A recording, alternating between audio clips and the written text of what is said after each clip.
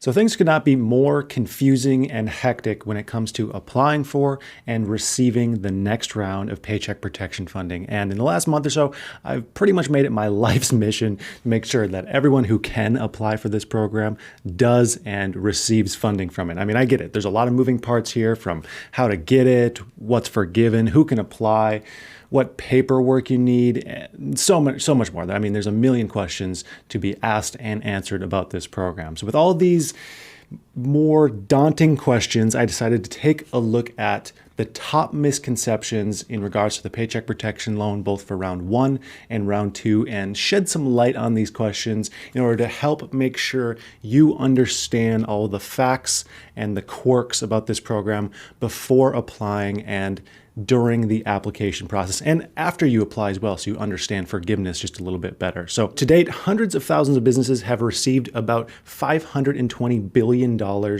in paycheck protection funding within the last year. And a large amount of that has been scooped up by huge corporations in the very first round of initial funding, which leads us to the first common misconception that I'm seeing about this program. And that misconception is, my company is either too small to apply, or I have no employees, so I can't or shouldn't apply. And that could not be more wrong.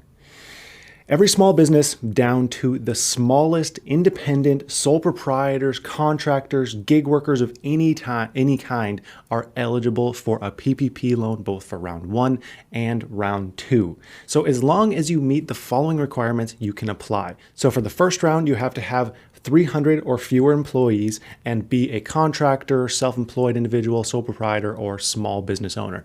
That's it. You can apply for the first round. It's really that simple. If you've already received the first round, there's just one additional barrier there. You have to still have fewer than 300 employees, be a small business owner or a contractor, but you also need to show at least a 25% reduction in gross sales from 2019 to 2020. Now, that's the case for most businesses. There are some other nuances there. Like if you started in early 2020, if you started in your business or your service in January of 2020, then you're just gonna have to show a reduction in sales from the first quarter to any other quarter of 2020. If you're highly seasonal, this changes for you a little bit as well, if you're a business that gets primarily most of your income in one small period of time.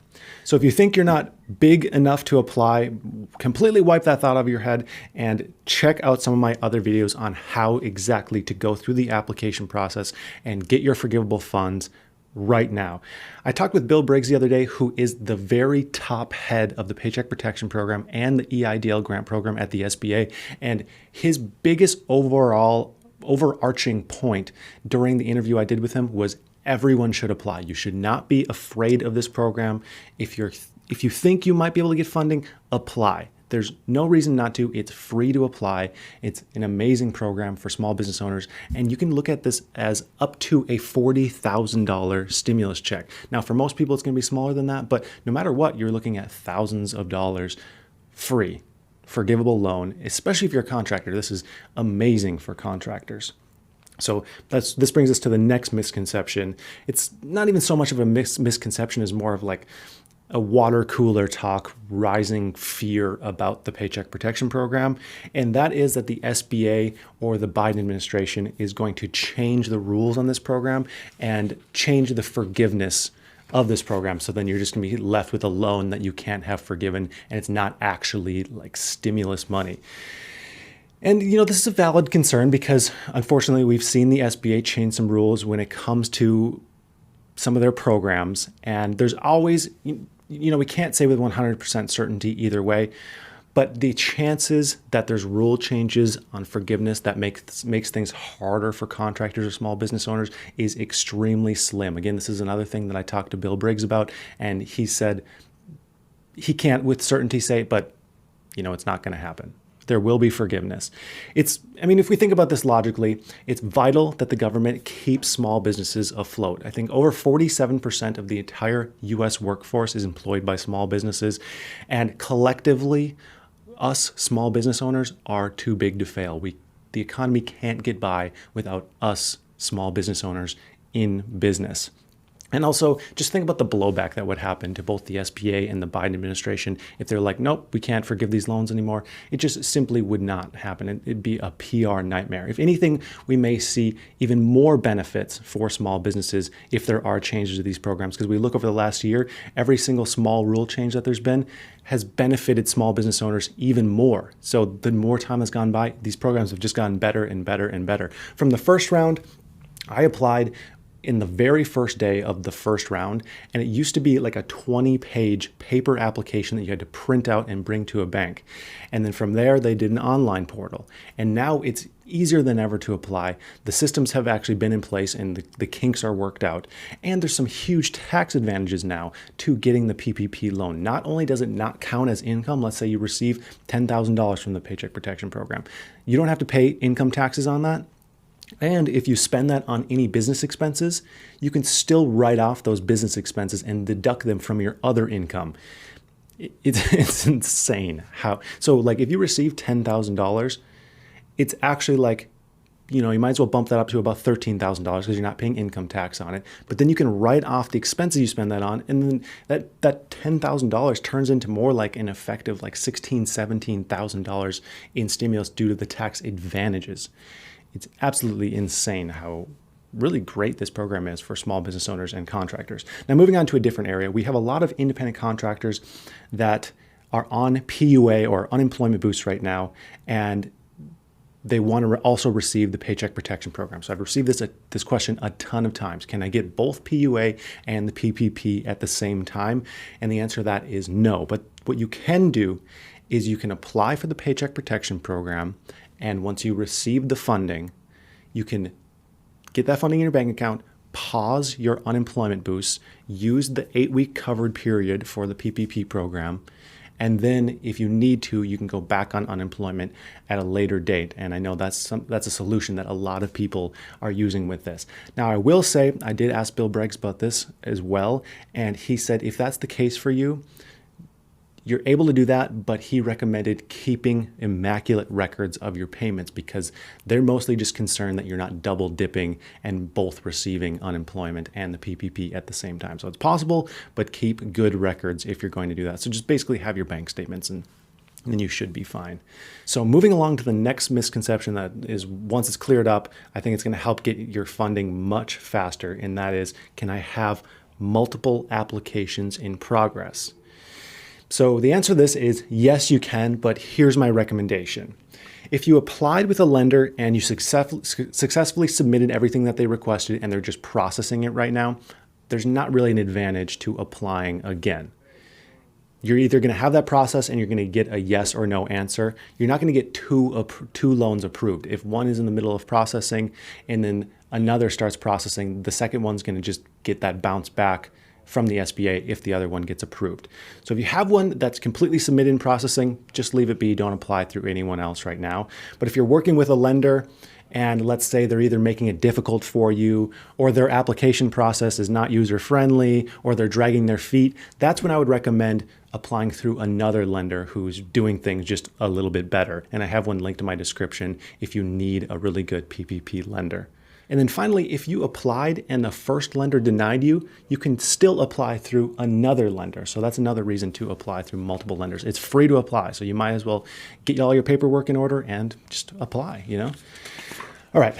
Sticking to the application talk, a lot of people are wondering, do you need good credit to receive a PPP loan? And the answer is no. The Paycheck Protection Program does not require a credit check. They don't even look at your credit score, and it won't affect your credit score whatsoever either. This program is really built for people who don't have amazing credit, who don't have access to capital like the huge companies do.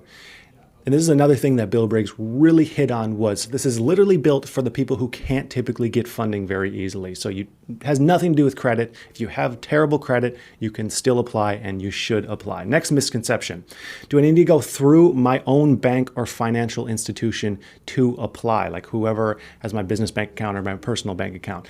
And the answer here is no. There are actually many ways to apply, and you can apply through any SBA approved lender. And no matter what, no matter who you apply through, the application process should be free. Don't go to anyone who charges you any money. And you still don't have to pay anything even if the funds are approved. It's completely free. So this makes the decision process, because price isn't a factor, the decision simply comes down to the ease to apply and the level of customer service for the lender that you're working with. And that's why I've been closely working with Womply, because they do both of those things extremely well.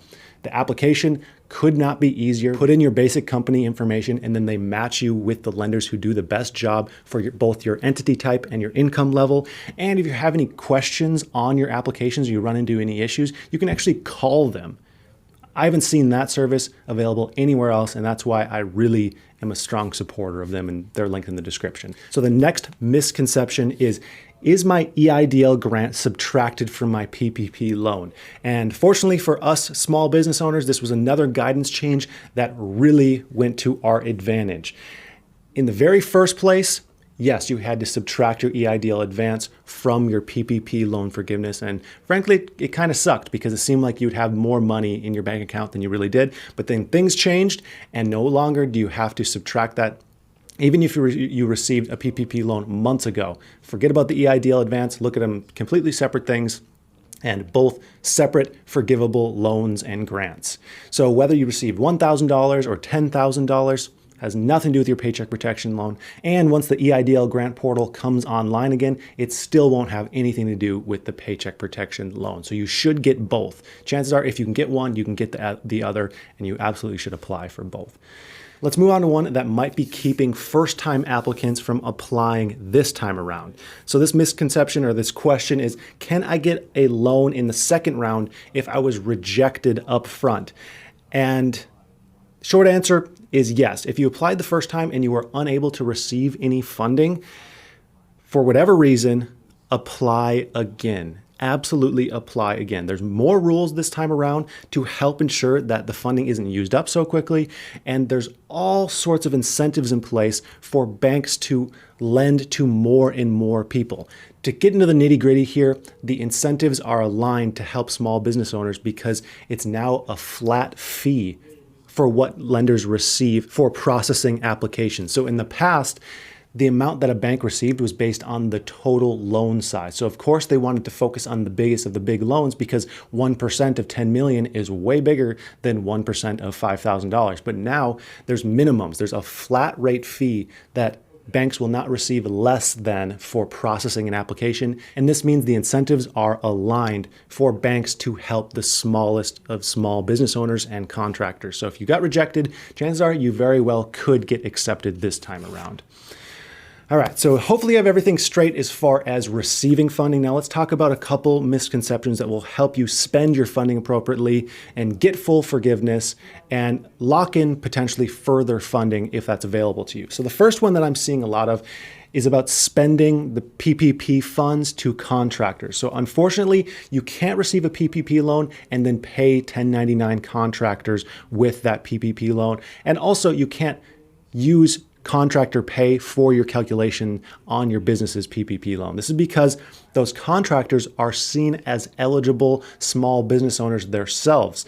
And actually, let's say you have 10 contractors at your business.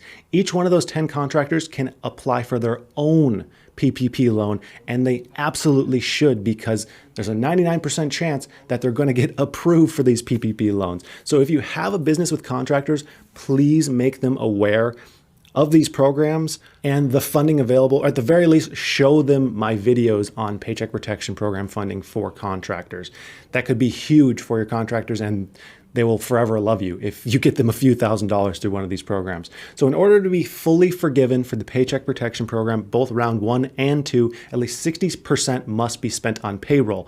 And this is defined as either pay to W-2 workers if you have employees, or if you don't have employees, it's defined as just simply pay to yourself. So if you're a contractor or a gig worker, you just pay yourself and you'll have it 100% forgiven. It's as easy as can be. All right, let's wrap up with the last misconception here. But first, if you could just do me a huge favor and subscribe to this channel if you learned anything new today, I would appreciate it so much. And share this video with someone who you think could benefit from the Paycheck Protection Program. Last misconception I want to clear up before we get out of here is, if you haven't received a PPP loan yet, will you only ever be able to get one?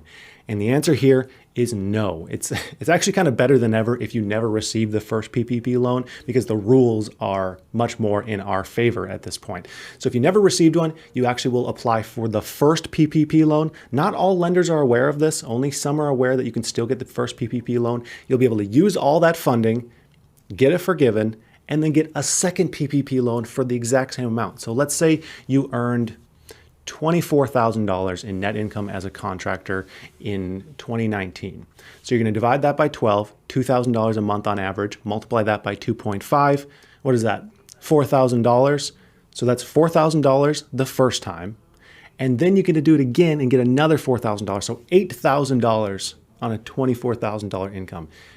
It's amazing. I mean, where else can you get that much funding for a couple hours of work? I mean, there's nothing else like this. So that's going to do it for today. I hope this was illuminating for you. If you are eager to apply, if you're interested in this, just apply. There's a link in my description, or you can use any other SBA approved lender. I would just like to thank you for watching, and I hope you have a profitable day.